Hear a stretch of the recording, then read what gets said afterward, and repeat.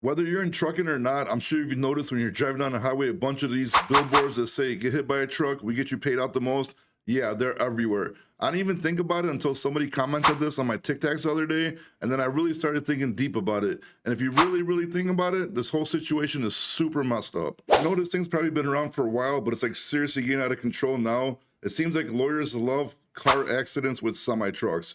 Semi trucks do carry 750,000 to $1 million insurance coverage. So that's probably why, and that's probably why the lawyers are targeting it. And since they're buying all these billboard ads, you know it's lucrative for them. But if you really think about it, it's really messing up trucking because probably most of these accidents, the people are probably not even injured that seriously, and they're just trying to get money out of the trucking companies, which is causing the insurance rates to skyrocket, and it's really hurting the trucking industry. Not only are people getting paid out and causing insurance to skyrocket, but then you got to think about all the other stuff that we're going through: trucks being stolen, like the fraud on stealing loads, CPUs being stolen off computers. All these insurance claims that trucking companies are forced to make right now, with everything that's going on in the world and in trucking today, it's absolutely crazy.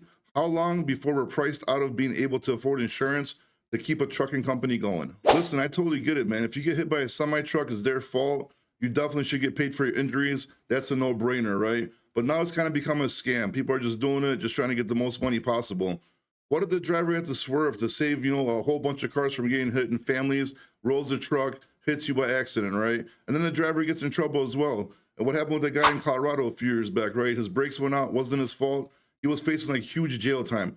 I don't remember what exactly happened to him, but I know whatever he went through was crazy, and it was not even the guy's fault. So not only are the insurance rates going up because of what's happening, but there's also a lot of drivers that are not guilty that are getting in trouble and losing their driving careers because of this. I guess they used to call those lawyers like ambulance chasers, but now I guess you could call them semi-truck crash chasers, right?